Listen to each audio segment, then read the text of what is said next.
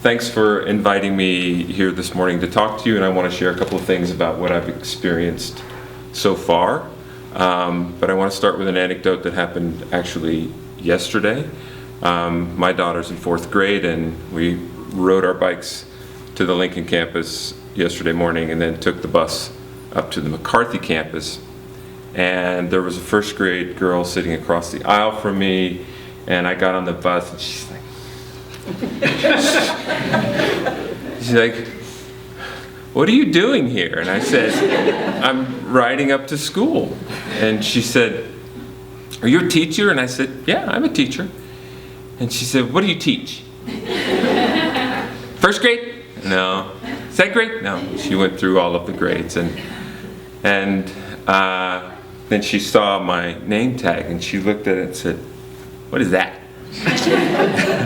I said, I'm the director of curriculum and instruction.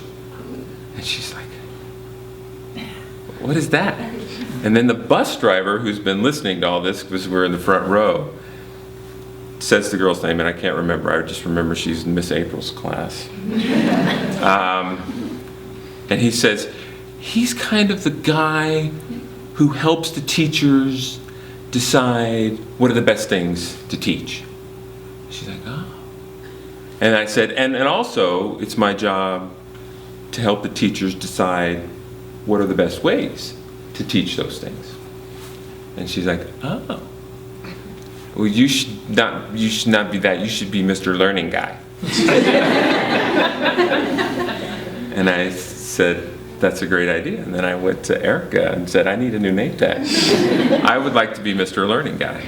My whole career has been about trying to optimize the learning for my own students in my classes. And then when I became a department coordinator and assumed some other leadership roles in schools, that's always been what it's about for me. That's what schools are in the business to do, and everything should be held underneath that lens when we think about what we're doing in schools. Is this going to improve teaching and learning for our students? That's the most important thing. And a couple of things that I feel really good about already and wanted to share with you. We started off, the teachers and I, started off with some professional development days before school started. I met with all of the middle and high school science and math teachers for 3 days before school started. We looked at what was being taught in the middle school and high school. Also the elementary science teacher, Kirsten Walker, was there, and so we were looking at that transition as well from the lower school to the middle school. And it was a really productive time. Teachers who had rarely, if ever, had a chance to talk professionally were able to sit together and brainstorm and compare notes about what was working for them and what wasn't. What are we doing in the 6th, 7th, and 8th grade? How does that transition into high school?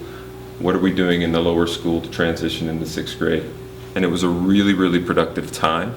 And a couple of the key things that came out of that, we found some redundancies in the math curriculum.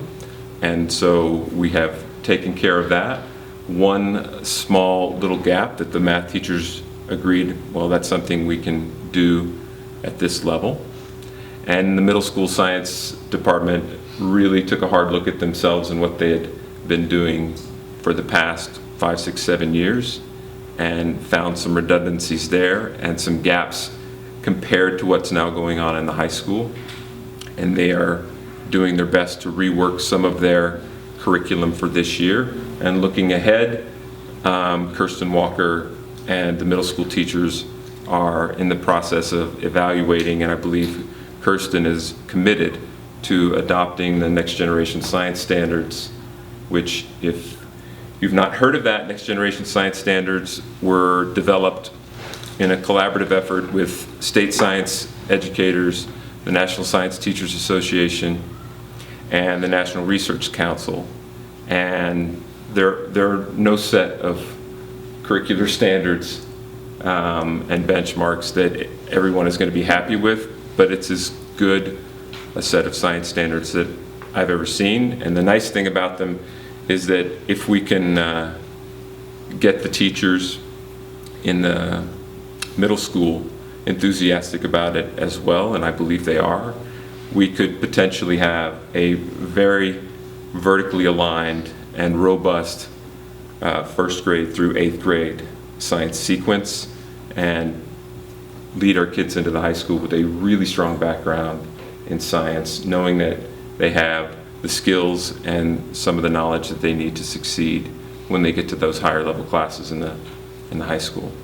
So I felt really great about those working days, and it just reinforced what I have always felt: when you give teachers the time to talk to each other and to collaborate, good things come out of it. We are really at heart a bunch of geeks, and we just like to talk shop. We talk about it when we're on vacation. We talk about it when we're at parties, because it's what makes us who we are. The other thing that I wanted to talk about relating to this professional development is we've started something now every month in the middle school and high school. At our monthly faculty meetings, we have one that is a curriculum meeting, but what it really is a professional development meeting. And we had the first one of these last week on Tuesday, where I and 3 faculty members presented small workshops about things that teachers can use to improve instruction in their classes. And the teachers were able to choose which one they were interested in. And we had these breakout workshops. And the feedback that I've gotten from the teachers and from the people who presented the workshops has been terrific. And I know for sure with the workshop that I gave, which was about using some of the new technology that we have to make videos so that we can flip certain parts of our classes, which is something that I've done in my science classes for the past 7 years. And I know already that 4 of the teachers in that session have already made flipped lessons and have shared them with their classes. And it's not the be-all and end-all, but it's a great tool for teachers to use to extend the contact time that they have with their students. And if you hear one of your son or daughter's teachers talking in the background some night, you may be witness to some of that professional development. The last thing that I wanted to talk about is the other sort of major role I have, besides looking at the curriculum, is to work with teachers individually as much as possible to improve instruction. And to that end, I have visited almost all of the core teachers in the middle school and the high school's classrooms over the past 3 weeks. 32 teachers in the middle and the high school now. And for each one of those classroom visits, I've taken notes and written down observations that I've shared with the teacher. We've had a face-to-face meeting to discuss those observations and the things that I got to see. And so far, every interaction I've had with teachers has been really positive. And I can assure you that the teaching and the learning that's going on in classrooms in both the middle and the high school is outstanding. I have 2 sons in the middle school, a son in the high school, and my daughter who's in the lower school, and I couldn't feel better right now about the situation that they've moved into, because I think the teachers are not only dedicated and very professional, they care very much about the kids in their class and about the learning that goes on there. And that's true of just about every teacher I've ever met, but at this school, it's a very high level. There are very thoughtful things going on in every class that I've visited, and I've been really impressed by everything that I've seen. Well, curriculum involves what's being taught and how it's being taught. Yeah. So I think if your son or daughter is in a class with one of the teachers who went to my flipped classroom workshop, they may already be seeing some of those lessons. Yeah, so that's a possibility. In terms of are we trying to find a new curriculum to drop down on the high school or the middle school teachers. No, that's not my role or my goal, because I know it never works. When administrations tell teachers this is what you have to do, it almost never gets done. The teachers have to be invested in that idea. They have to feel that it's the best thing for their classes.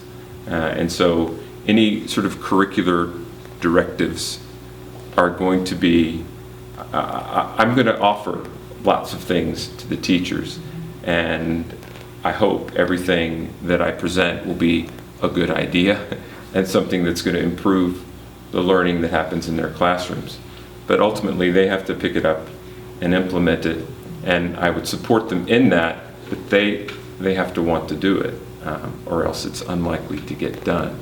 What changes, what is it actually going to look like different than how it's been? Well, I don't think there's going to be a dramatic change, and one of the things that I've heard Alan now speak a couple of times about the AP results that our kids had last year, and they were really excellent. And I know that there is this perception that we are not as strong in science and math as we are in the humanities, and that's one of the reasons that they hired a science guy to take this job. But I can tell you from the evidence that I've collected that that's really not true. The math department especially has had incredible results for the past 4 or 5 years. Outstanding results in SAT, PSAT, and all the AP exams. And the science department has done very well too. For example, last year, over the last 4 years, we have had 26 different AP exams taken by students in the high school. And you could sort of categorize 7 of those 26 different exams as science and math. So even though the science and math makes up only a small fraction of the total APs, in fact, those exams account for 52% of all the AP exams our students have taken in the last 4 years, have been science and math. And the results have been excellent.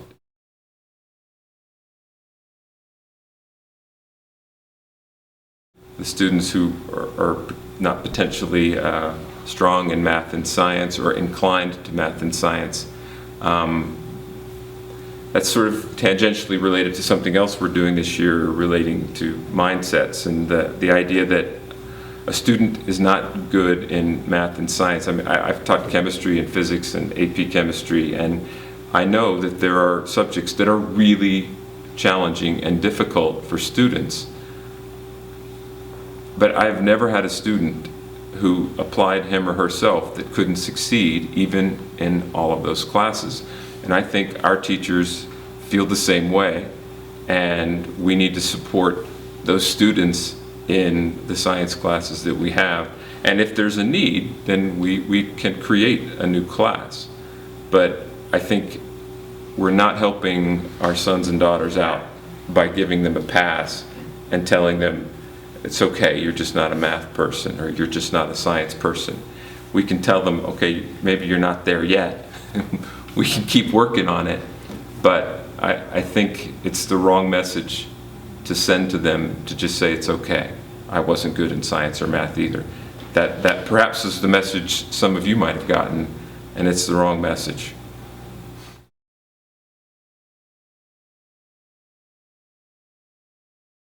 First, there are teachers that are going to appeal to almost every student, and then there are teachers who some students love and some students don't love so much. Right. But that doesn't make them necessarily an effective or an ineffective teacher. One of the studies that changed the way I taught science in my classrooms was produced by a group out of Harvard about 9 years ago. It's called the FICS study, F-I-C-S-S. Factors Influencing College Success in Science. And the FICS study was a very robust study surveying college students about what they did in high school and seeing which of those factors seemed to influence success in their college science classes. And one of the factors they looked at was the teacher, and did the student like his or her science teachers in high school. It has no effect at all. And what did have an effect was if their teachers were encouraging them to work hard and to do their best in science and math. That had a positive correlation. And I think we have those types of teachers here, and I think those personality issues, we can't shelter our kids from them. And obviously if I or one of the principals saw something that was inappropriate or unprofessional, we would be all over it. But I don't think there's anything like that happening. I would be really surprised. And the bottom line is we can't make everybody happy in every class. I would just add one quick thought, which is, I've been here for 10 years, and there are two patterns that are pretty predictable. And one is that our kids are incredibly, and parents, are incredibly hard on new teachers. That new teachers here get no breaks whatsoever.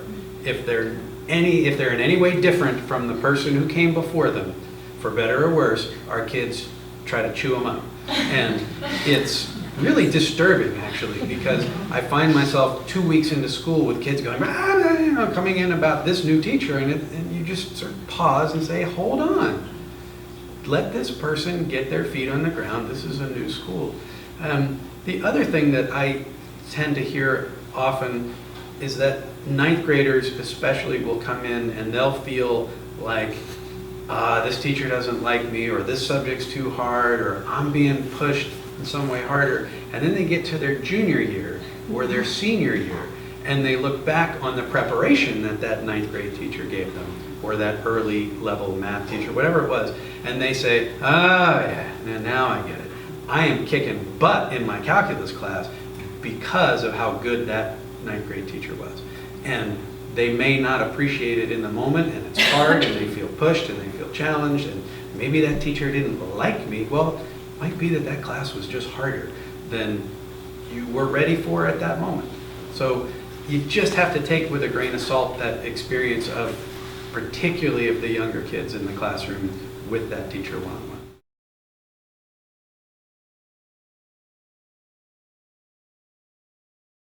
I think as a faculty, our teachers are very in tune and outstanding at doing that.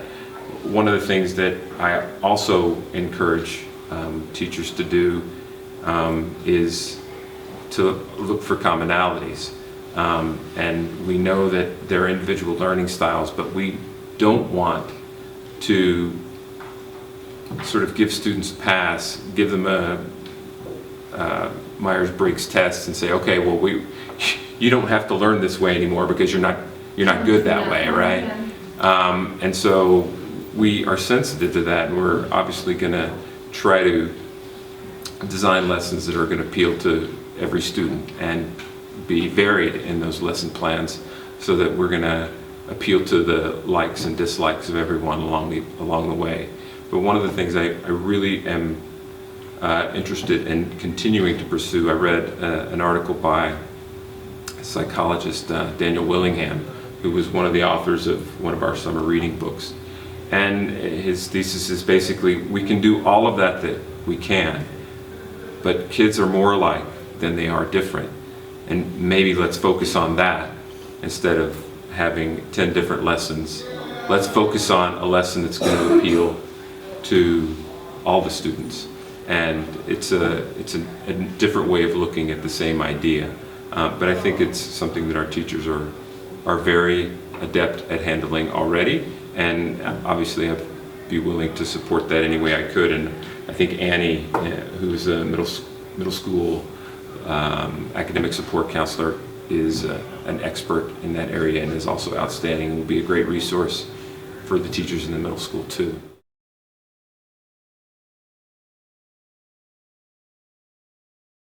One of the reasons I'm hoping to have the school adopt the next generation science standards is that they are pre-aligned across the curriculum with math and language arts. And the language arts connections are often tied in with social studies connections through those curricula, and so it really does help to bridge those gaps. But you're right, it's a tougher find to have sort of this organic connection between a calculus class and a history class. But there are certainly some of those connections. And ultimately, and this is something that is one of the major themes coming out of our initial study revolving around the strategic plan, it is about the time. And if teachers have the time to look at those ideas and to plan together, then they make those connections because they can see those things relating to what's going on in their classrooms.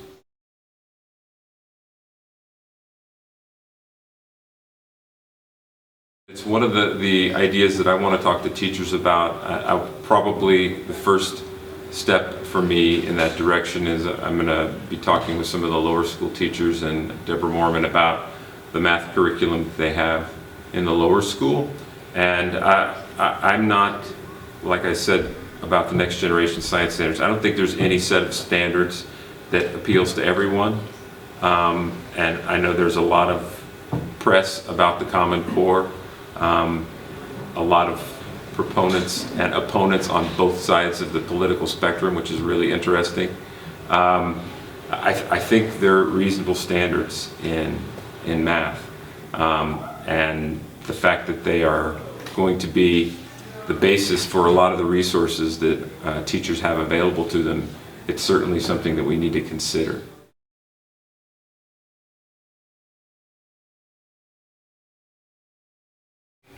Well, I think already we do quite a good job with that because we have really the highest level math classes that just about any high school in America offers, the BC Calculus. And last year there were 10, 12 students who took that class, which is an amazing number. It's an incredible number. That's out of the graduating class of 67 probably. 20% of the class takes what is the equivalent of like a second level calculus course before they graduate from high school. It's amazing. And there were another 20 some odd students in the AB calculus, I believe. Oh, more than that, probably 30, 35. 2/3 of our graduates are having a college level calculus course before they get out of here. That's impressive. And I mean, we offer AP Physics and AP Chemistry, which are pretty much the top of the heap in terms of complexity and difficulty, I would say, in science classes that are offered in high schools. So we're already there. Would I like to see another option like the medical physiology class I talked about earlier? Yeah, I would love to see something like that.